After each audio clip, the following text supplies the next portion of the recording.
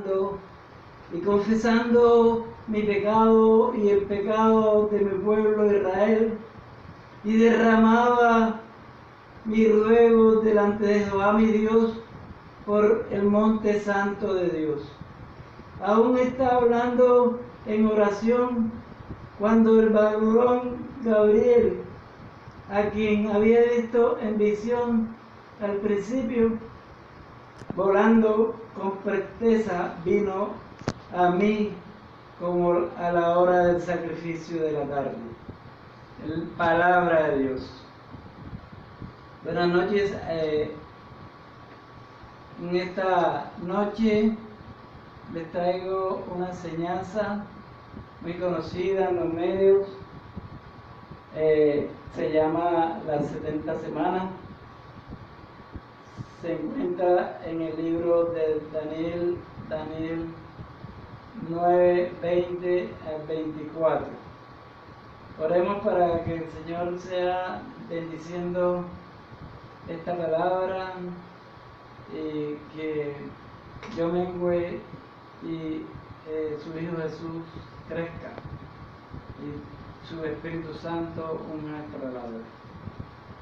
Padre amado, te doy gracias en esta noche por tu amor, tu misericordia, por la vida, la salud, por todo lo que nos das, porque tu amor es infinito, Señor. Gracias porque estamos vivos, Señor. Tú nos has guardado en tu vallado en este tiempo de aflicción. Gracias porque tu iglesia sigue, Señor, porque tu iglesia ahora más que nunca tiene el fuego de tu Espíritu Santo, Padre. Bendice a mis hermanos pastores, a los profetas, predicadores, maestros.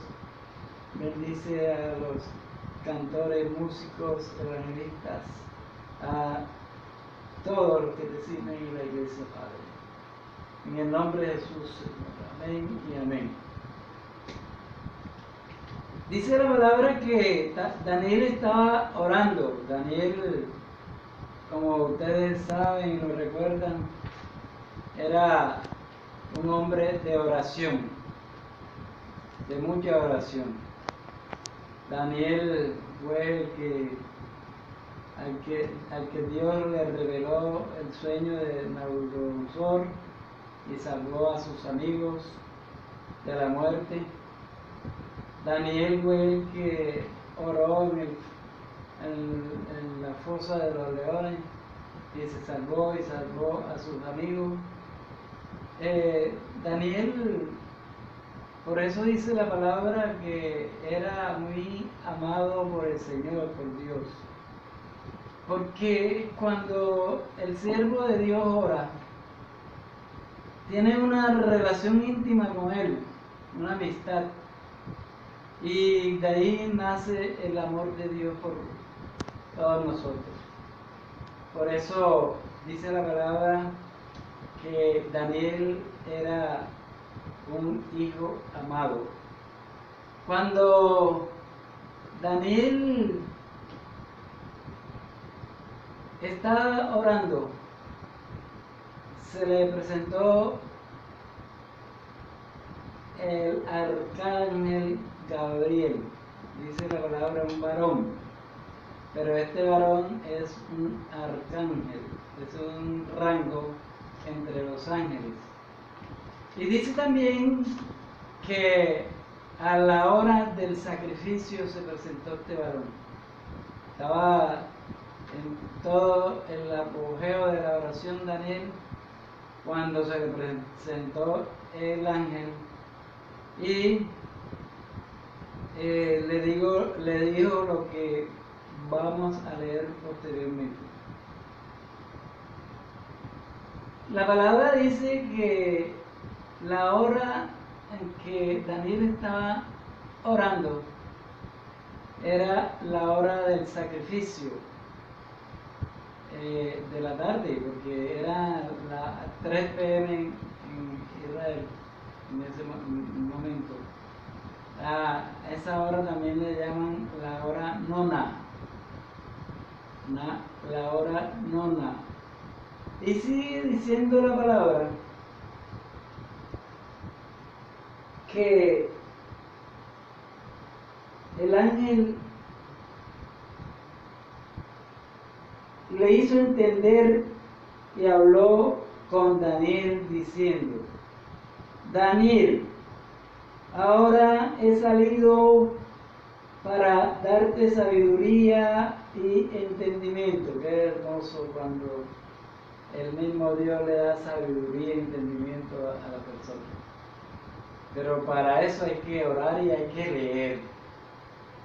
Si usted no ora ni lee, no tiene entendimiento. El Señor no le da entendimiento.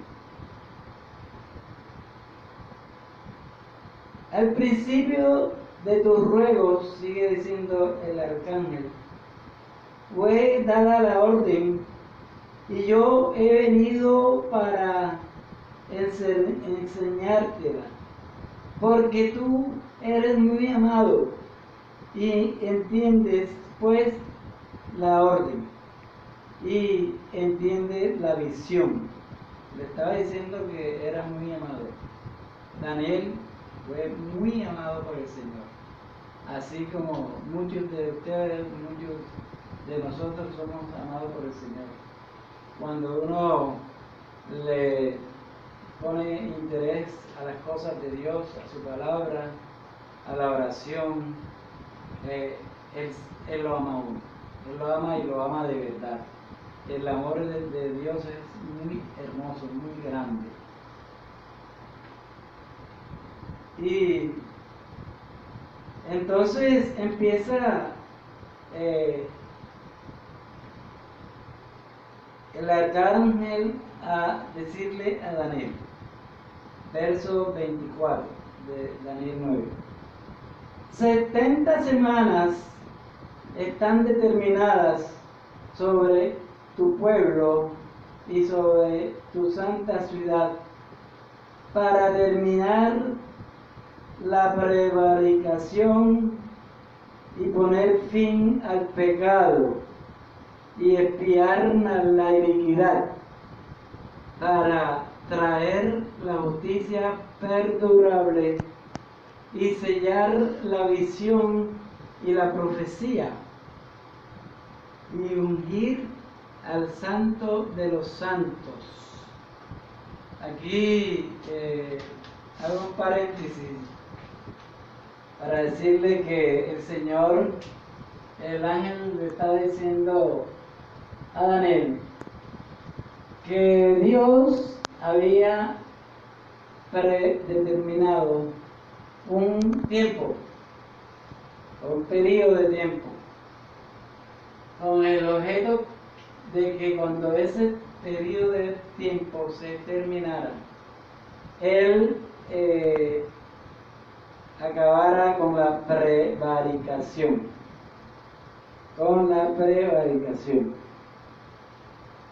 Acabara con el pecado. Acabara con la expiación. Y una cantidad de cosas que hoy se están viendo. Y el ángel le habla a Daniel de 70 semanas. En hebreo es Chahua o Chahua, no le veo de Chahua, que significa semana. El problema de esta profecía es una profecía mesiánica. Es una profecía mesiánica. Es mesiánica porque fue dada por el mismo Señor. Es una profecía como la que vimos en la clase pasada de Levítico 23, de la fiesta mesiánica. Esta es una profecía sobre el final de los años. Eventos escatológicos que van a acontecer al final de la última semana de las 70 semanas que habla Daniel aquí. Entonces, el problema de esta profecía al principio era que los antiguos no sabían determinar, describir si esta semana era de día, si esta semana era de año, en fin. Y por eso esta profecía quedó mucho tiempo opaca, en oscuridad. Y fue cuando ya empezaron a descubrir la revelación de Dios, que ya estaba en la Biblia. En la Biblia, en Levítico 25:8, vamos a leerlo. Levítico 25:8 dice: y contarás 7 chaguas de años, 7 veces 7 años, de modo que los días de las 7 semanas de años vendrán a ser 49 años. Aquí el Señor se estaba refiriendo al jubileo. El jubileo era un descanso de la tierra que ocurría cada 50 años, que significaba que cuando llegaba ese tiempo ocurría lo que se llama el perdón. La gente tenía que perdonar. Las personas que se habían dado en esclavitud por deuda o por cualquier cosa, tenían que ser devueltas. Y las personas que debían dinero también le era perdonado. Este es un tiempo importantísimo. Este tiempo en muchos países lo celebran. Claro que no cada 50 años. También el perdón. En Israel está el Yom Kippur, en los Estados Unidos se festeja el perdón, el día del perdón, un día de perdón anual. Y así los países modernos han copiado. En Génesis 29:25 también encontramos la historia que cuando Jacob se va de su casa por problemas con su hermano y llega donde su tío Labán, Jacob se enamora de Raquel y empieza a trabajar por Raquel. El tío le dijo que tenía que trabajar una semana.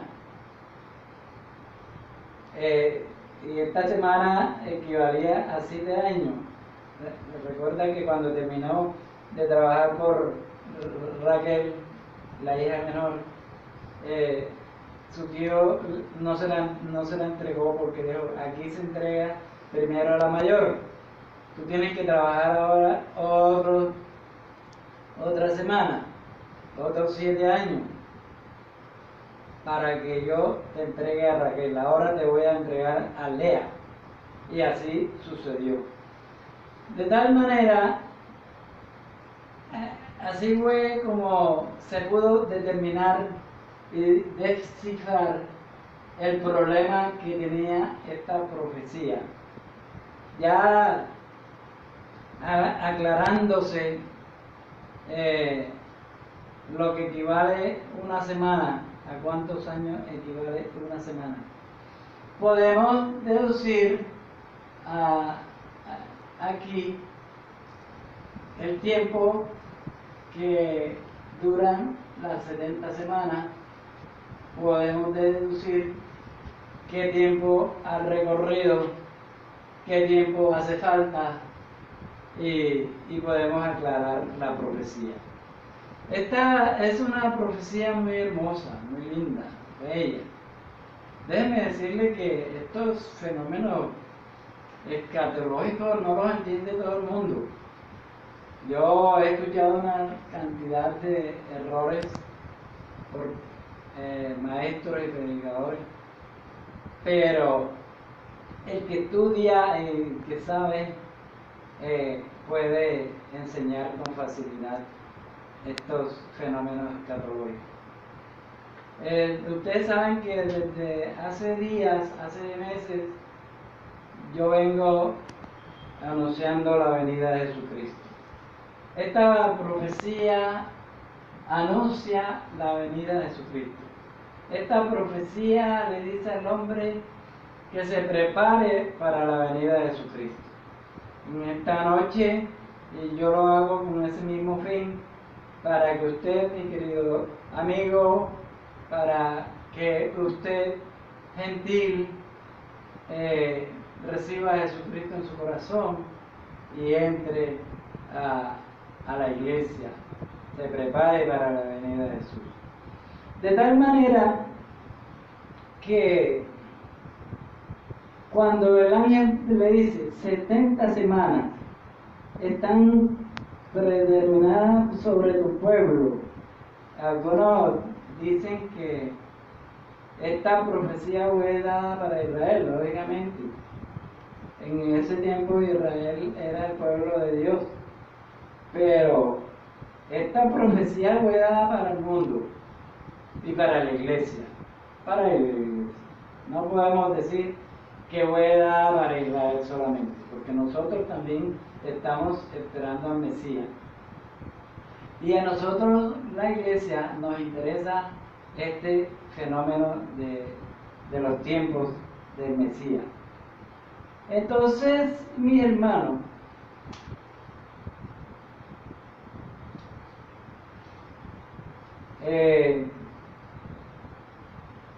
cuando se habla de las 70 semanas, usted tiene que multiplicar 70 semanas por 7. Y esta suma le da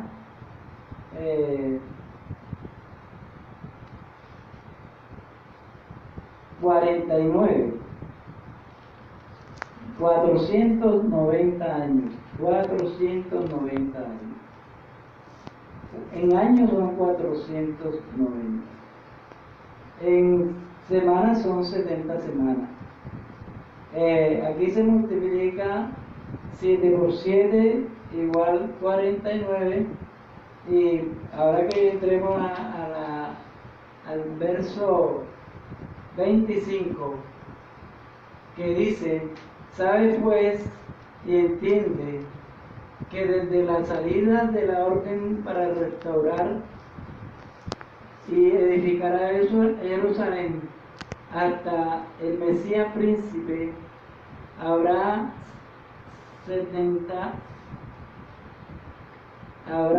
7 semanas y 62 semanas. Se volverá a edificar la plaza y el muro en los tiempos angustiosos. Entonces, lo que te estaba diciendo, que en ese tiempo que se termina ahí, habrá 62 semanas de 7 años.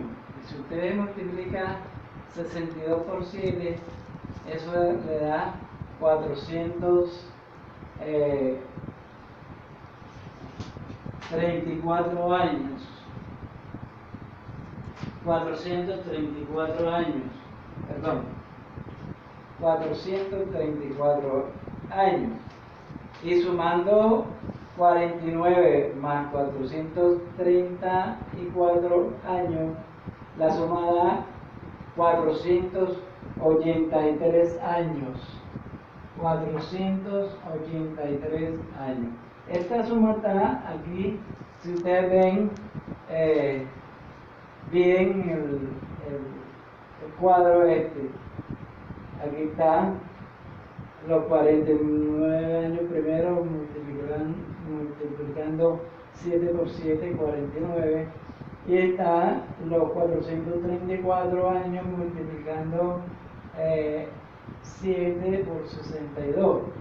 Entonces eso da un total de 483 años. Esta suma, este tiempo ya se ha cumplido. Es decir, de los 490 años y se han cumplido 483 años, faltando 7 años, que equivale a una semana. Y de las 70 semanas se han corrido 69 semanas, faltando una semana. Esto es difícil a veces hacer estas cuentas, la gente se enreda, pero usted puede con el video tomar el cuadro y hacer la suma bien, con calma, con reposo, la hacen bien. Entonces, mi hermano,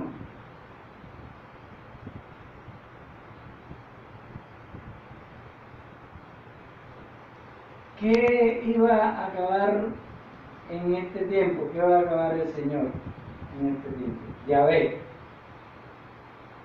¿Qué va a acabar en este tiempo? Va a acabar la prevaricación. La prevaricación. En el argot del derecho penal, déjenme decirle que yo soy abogado penalista.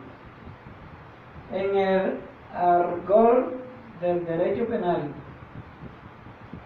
el artículo 413 del Código nuestro, del Código Penal colombiano,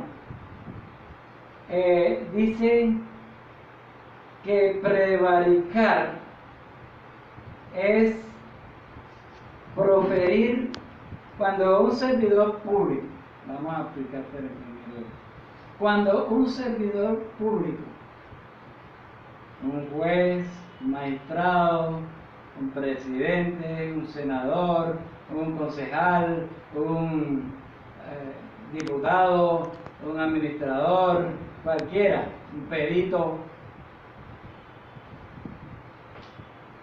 profiere resolución,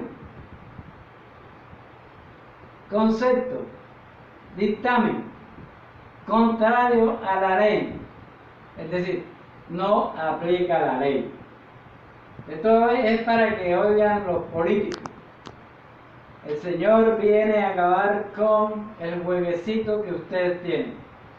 Y no solamente viene a acabar con el juego que ustedes tienen, sino a juzgarlos.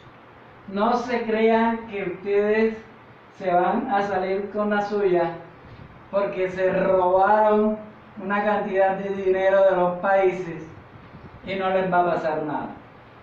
El Señor Yeshua viene a juzgarlo. Y después de la gran tribulación viene juicio, porque Yeshua viene antes de la gran tribulación. Y entonces ahí es donde ustedes van a pagar todo lo que han hecho. Así es que tienen tiempo, mi hermano, de arrepentirse y buscar a Dios.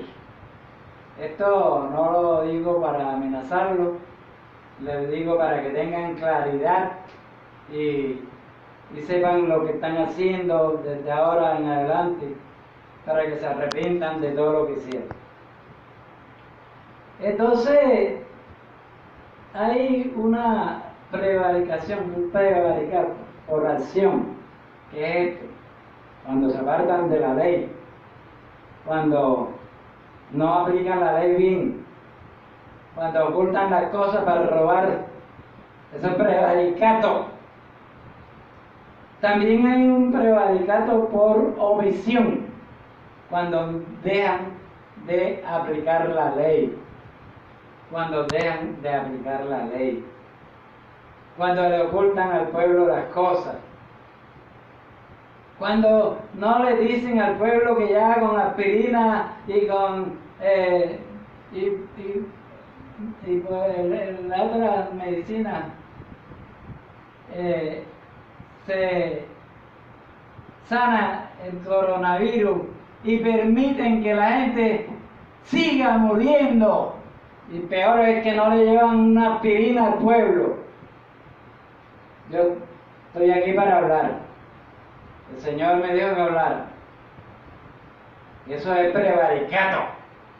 Tienen la conciencia horrible, negra. Y se ríen y creen que están haciendo bien al pueblo y a la gente. También el Señor viene a quitar la impiedad oculta. La impiedad oculta. A llevarse la expiación. Aleluya. La iniquidad, que significa la maldad. También en la impiedad, la maldad oculta. La maldad oculta. Tienen la maldad escondida en su corazón y salen a los pueblos a hablarle al pueblo de política y a ofrecerle cosas maravillosas, pero por dentro de su corazón tienen iniquidad, tienen maldad, perversos, tienen perversidad, y el Señor viene a juzgarlos. Y otra cosa que viene Dios a hacer. Dios viene a sellar la visión y la profecía, a ponerle fin a la visión y a la profecía. Esto significa que ya no va a haber más visión ni más profecía. En la palabra en Efesios dice que todo se acabará, pero lo único que queda es el amor y la palabra permanecerá para siempre. Lo demás se acabará el orgullo de los reyes predicadores, de los tumba, de esos que se aprovechan de los poderes del Espíritu Santo para explotar al pueblo de Dios. Amén, Señor. Gracias, Señor, porque tú eres maravilloso. Entonces, mi hermano, lo que acabo de hablar ahora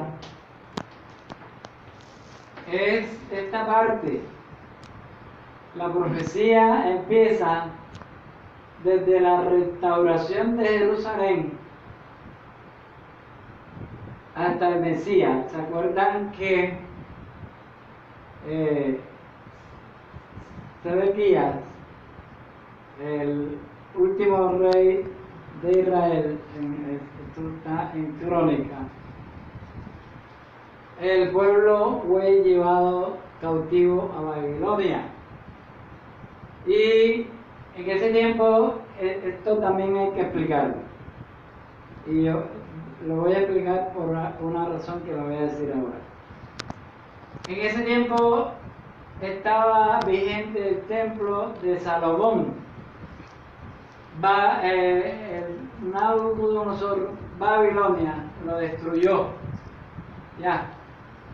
Y después, posteriormente, viene la restauración de ese templo por Zorobabel.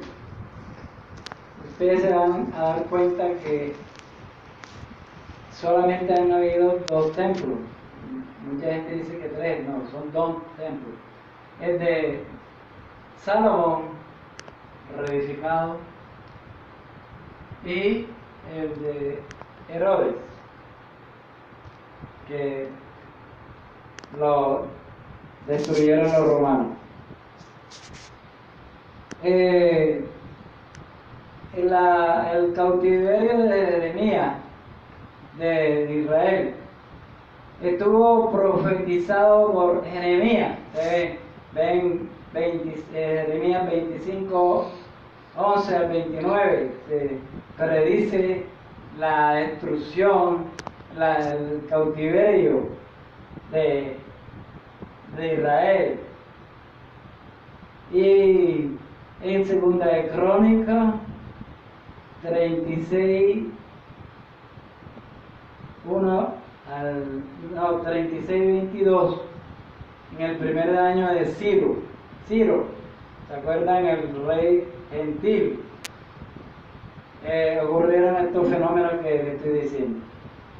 Y entonces después, cuando estaba el rey Sedequías, el pueblo de Dios fue cautivo por 70 años. 70 años duró el pueblo de Dios cautivo. Aleluya. Sí, cautivo, Señor. Entonces, fíjense ustedes, este templo de Salomón fue destruido por Nabucodonosor, año 587, también reconstruido por Zorobabel en la época de Nehemías y Esdras, y después Herodes el Grande construyó un nuevo templo. Prácticamente fue una reconstrucción del templo de Salomón y una renovación, dice reedificación y ampliación, una construcción y ampliación. Ese templo quedó muy hermoso, lo que leen la palabra de Dios. Entonces, este templo fue destruido por el ejército romano en el año 70. ¿Se acuerdan? Tito, el general Tito, cuando el sitio de Jerusalén. Este templo es el que se encuentra debajo de la mezquita de Omar, el que estamos esperando sea derribado para que se construya el tercer templo de Jerusalén. El tercer templo no se ha construido. ¿Me explico?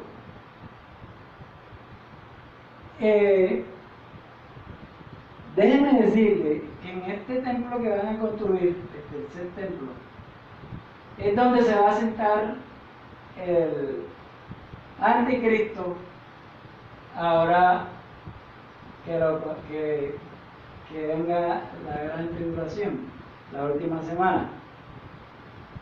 Algunos he oído y amado que han dicho que Jesucristo va a sentarse en el milenio en ese templo. Que algunos han dicho que Jesucristo va a sentarse en el milenio en ese templo. Eso es tremendo mentira. Porque ese templo va a ser destruido por el anticristo en la gran tribulación. Y porque Jesucristo no se sienta en un templo donde se haya sentado, en un trono, donde se haya sentado otro, y menos el anticristo. Entonces, para eso, el templo del milenio, el Señor le dio las medidas a Ezequiel. Ahora vamos a leer Ezequiel 40, capítulo 40 y 42. Y entonces, cuando estamos hablando de las 62 semanas, que este cuadro que está aquí, el segundo cuadro, hablamos de la reedificación de la plaza y los muros y del templo también.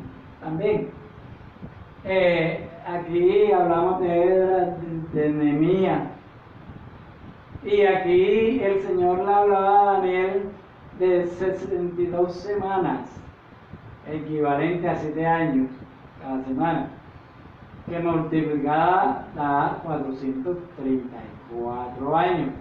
Y aquí está la suma de los años que han corrido, que da un total de 483 semanas. Vamos por partes. Ahí quiero preguntarle, aunque no haya la respuesta. ¿Me explico? Me explico porque usted entiende, lógicamente.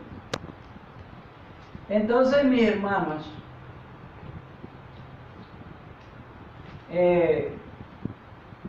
Jesús no volverá a sentarse en el templo ese que está debajo de la mezquita de él, porque ese templo va a ser destruido. Entonces, en Ezequiel capítulo 40 y 42 se describe el nuevo templo del milenio. Ese es el templo del milenio. No se le ocurra más decir ante 100, 200, 300 personas que Jesucristo se va a sentar en el templo de ese que está debajo de la mezquita. Entonces, les explico. Este tiempo de los dos cuadros primeros se suspende, se paraliza.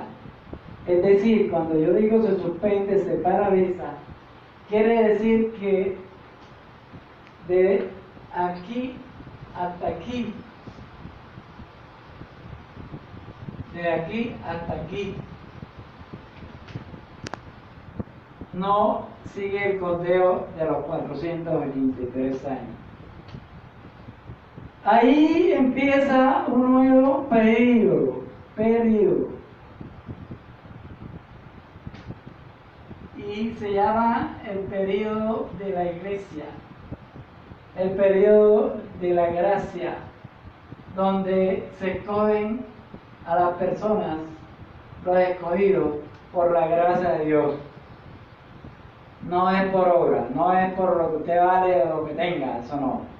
Nosotros no valemos nada. Aquí es donde el Señor llama a los escogidos de esta parte del mundo. De esta parte del mundo. Y en esta parte del mundo, este periodo se llama iglesia. Yo le llamo un vacío. Cuando yo digo no se cuentan para las 70 semanas, porque las 70 semanas sigue acá, en el periodo de paz y de gran tribulación. Aquí se completan las 70 semanas. Este periodo de acá no se cuenta, es un vacío que no se cuenta para las 70 semanas. Soy claro, para las 70 semanas. Pero este es un vacío que como dispensación, cuando yo di la clase de la dispensación, lo expliqué. Este es un vacío que tiene su conteo aparte de las 70 semanas. Podemos decir que este vacío empieza después de la muerte de Jesucristo, de la resurrección de Jesucristo, y después de Pentecostés, cuando se crea la iglesia se crea en Pentecostés, pero se inaugura en Juan. En Juan la inauguró el Señor. En Pentecostés se desarrolla. Y desde ese tiempo, ¿recuerdan que cuando muere Jesús, se calcula que tenía 33 años? Desde ese tiempo hasta este año 2020, podemos contar, haciendo una resta de 2020 años menos 33, eso nos da una suma de 1987 años. Ojo con esto. 1987 años. 1987 años. Lo que quiere decir que para que se completen 2000 años de esta dispensación, faltarían 13 años, 13 añitos. Y una dispensación no ha pasado nunca de 2000 años. Fíjense la de la ley, la inocencia, las otras dispensaciones no han pasado de 2000 años. Algunos dicen que lo máximo que tiene una dispensación es 2000 años y sacan cuenta de las tres anteriores de 2000 años por cada dispensación, que yo no le doy la razón por dónde. Será añadiendo, porque después de Malaquías hubo un periodo de silencio que ocurrieron como 400 años. Yo no sé, eso es una cuenta bastante difícil de sacar. Yo creo que los israelitas la pueden sacar, los rabinos la pueden sacar. Yo respeto mucho a los rabinos, a los israelitas, porque ellos saben mucho de esto. Ellos han estudiado mucho las raíces, la idiosincrasia, toda la historia, la genealogía, todo lo que se utiliza en la teología. Entonces, es mejor no meterse con esto. Lo cierto es que antes de la venida de Cristo tiene que haber un eclipse de sol, porque antes del nacimiento de Cristo hubo un eclipse. Y en junio,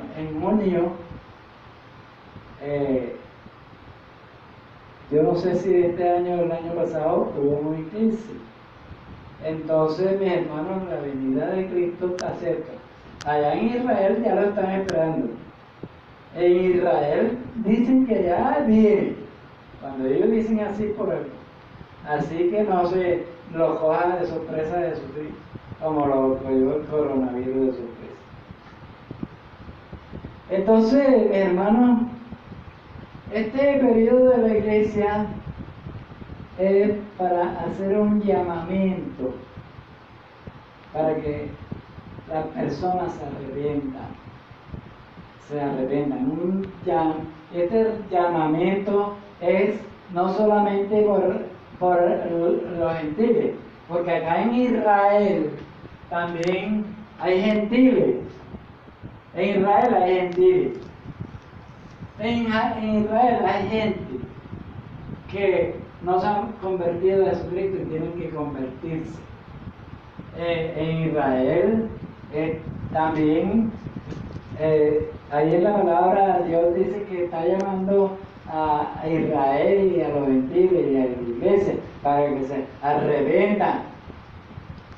Entonces, lógicamente, Israel tiene su ceguera espiritual, pero estas predicaciones hacen que se le abra los ojos y el entendimiento. Entonces, este es un periodo no solamente para la iglesia, sino para Israel. Aunque la gran tribulación El objetivo principal de la gran tribulación, fíjense que cuando venga el rapto, ya después la iglesia no tiene opción. Pero Israel, después del rapto, tiene opción de arrepentirse y de aceptar a Jesucristo como su Salvador y de que entre al reino de Dios. Que quede claro, yo creo que hemos hablado de todas estas cosas. ¿Cuándo se acaba la iglesia? La iglesia se acaba cuando Jesucristo haga la segunda aparición. Vea que no digo segunda venida, porque Él viene con sus ángeles y con la iglesia y se va a parar, va a poner sus pies en el monte de los Olivos. Y este regreso no es para poner los pies en la tierra. Este regreso es para el rapto, para llevarse a todos los escogidos. Se los lleva. Los escogidos nos vamos a encontrar allá con Jesús de Nazaret. Entonces, aquí, en este punto, se acaba la iglesia. Se acaba la iglesia y empieza la última semana. Empieza la última semana. Se lo voy a explicar. La última semana está compuesta de 42 meses. Son 7 años la última semana. Pero se divide en 3 años y medio y 3 años y medio que equivalen a 42 meses. La primera semana es la semana de paz, de unión. Ahí es donde va a gobernar el anticristo. Se habla de paz. Es donde se va a poner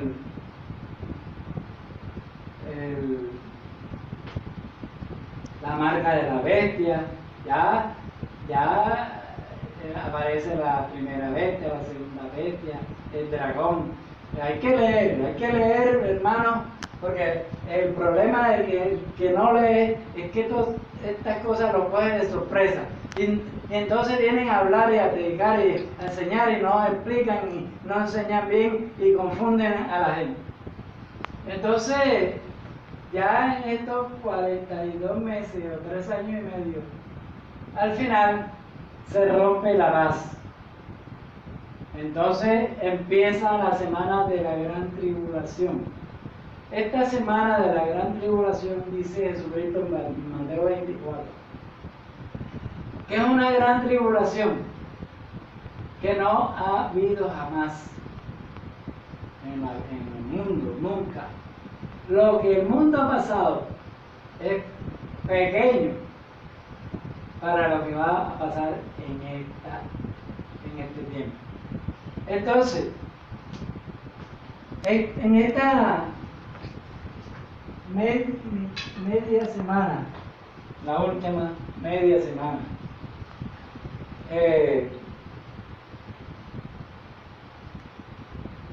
déjenme decirle una cosa también. En Apocalipsis se habla de los 144,000 sellados. He oído a varios pastores, varios profetas, varios evangelistas, varios maestros, diciendo que estos 144,000 sellados son las únicas personas que se van a salvar en Israel. Tremendo error. Tremendo error. Estas personas son 144,000 de las tribus de Israel que el Señor tiene preparado para predicar en la gran tribulación. Imagínense que Israel tiene un promedio, si no me equivoco, de 8.700.000 habitantes. Poco, pero tiene. Y que de esos 8.700.000 vayan a escogerse solamente 144.000. No, es un error, es un error. Inclusive la gran tribulación se hace es para que esta gente, estas personas sean salvos.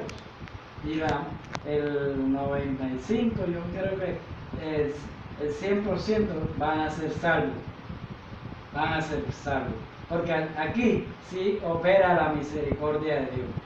El problema de la gente que vive hoy es que si se muere en Cristo, ya ellos no van a entrar en esta predicación, en esta salvación, y se van a quedar.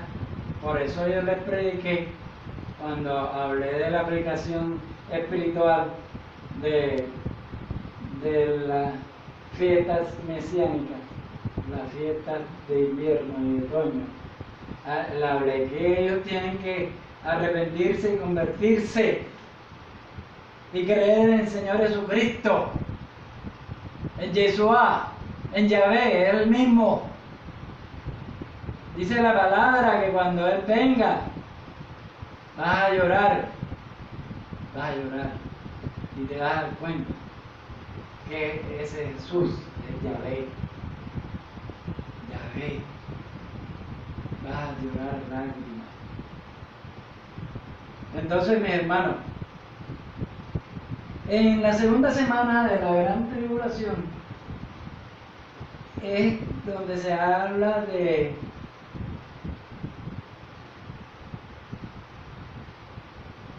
los sellos. Apocalipsis 6, 1 al 17 y 8, 15. Se habla de la copa. Apocalipsis 16, 1 a 21. Se habla de las trompetas. Apocalipsis 8, 6 al 13.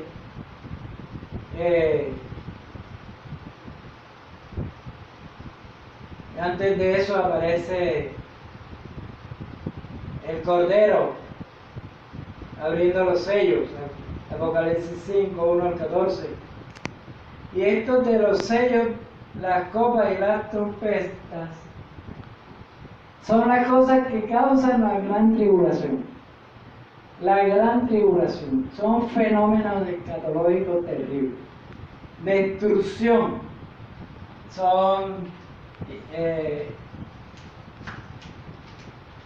terremotos, plagas, pestes, todo, lea Apocalipsis, tenemos que leer. Y después de este periodo ya viene Jesucristo. Recuerde que Jesucristo va a juzgar en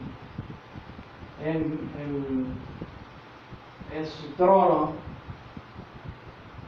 después del juicio del gran trono blanco, que es el que hace Jehová. Viene el juicio de Cristo en su trono, y ya yo lo dije en el estado eterno. Véanselo, está en YouTube. En el estado eterno nos dice la palabra para dónde van los buenos y para dónde van los malos, para dónde van los salvos y para dónde van los perdidos. Y posteriormente viene el milenio, que es un periodo de 1000 años, como su nombre lo dice, que es el reinado de Cristo en la tierra. Cristo viene a reinar con Israel, a instruir a Israel, a salvar a Israel, a enseñarle la palabra a Israel, y una cantidad de cosas que que viene a ser, ya nosotros estaremos en los cielos, sirviéndole a Israel también, como ángeles, como los ángeles están sirviéndonos a nosotros. Y mi hermano ese ya viene, después nos iremos ya para el cielo, en un lugar hermoso, de paz, tranquilo, y es de paz y tranquilo porque no vamos a tener este cuerpo corrupto y depravado. Es tranquilo y de paz porque solamente tenemos un cuerpo espiritual, igual y semejante al de Cristo.